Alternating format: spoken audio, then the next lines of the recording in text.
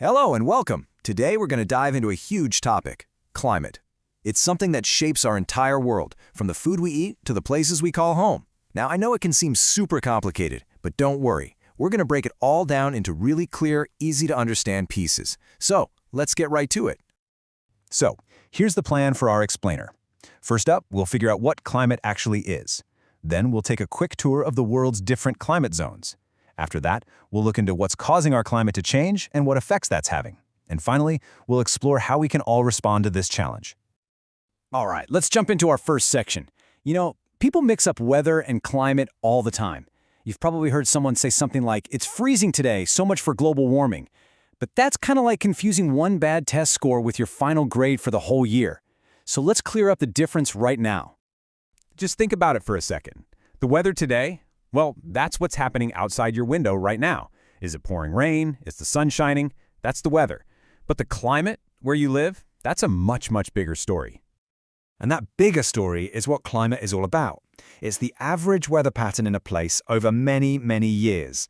So in the UK, the weather might be sunny one day and ridiculously stormy the next, but our overall climate is temperate.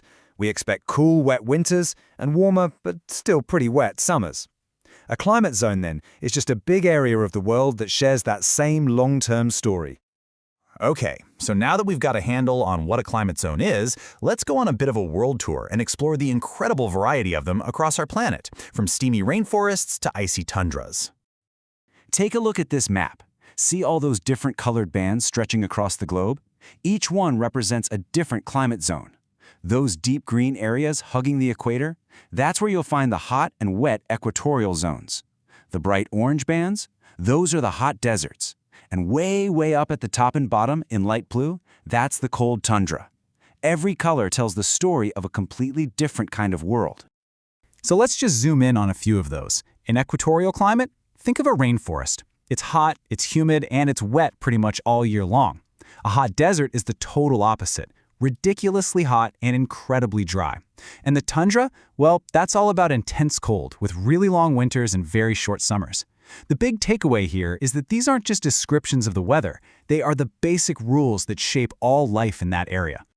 And this brings us to a super simple but incredibly powerful idea. The climate of a place doesn't just decide whether you need to grab a coat. It literally dictates the rules for life. It decides what plants can grow, what animals can survive, pretty much what kind of world can even exist there. In short, climate is the boss.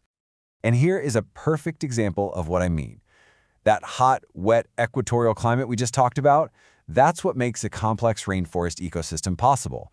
It creates all these different layers, from the shrubs on the forest floor all the way up to those massive trees that poke out at the top. All of this is only possible because the climate provides that constant warmth and water needed to support such an amazing variety of life. Right, so we get that climate zones create these amazing, unique ecosystems. But what happens when those fundamental climate patterns start to shift, not just in one place, but all over the world? This brings us to our next really important section, the causes of climate change. This really breaks down the whole process for us. It all starts with human activities, things like burning coal, oil, and gas for energy, or cutting down huge forests. These actions release massive amounts of what we call greenhouse gases.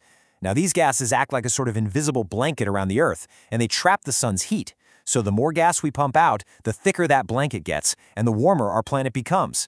This is the engine behind global warming. So, the planet's getting warmer, but what does that actually mean for us and for the world around us? Let's take a look at the real-world consequences, the effects of our changing climate. The impacts are absolutely huge, and they touch everything. On the environmental side, we're seeing physical changes, like sea ice shrinking and sea levels rising. Socially, it can force millions of people from their homes and put food supplies at risk. And economically, it can cause entire farming systems to collapse and forces us to spend billions on responding to floods, fires, and storms. Our planet is definitely feeling the pressure.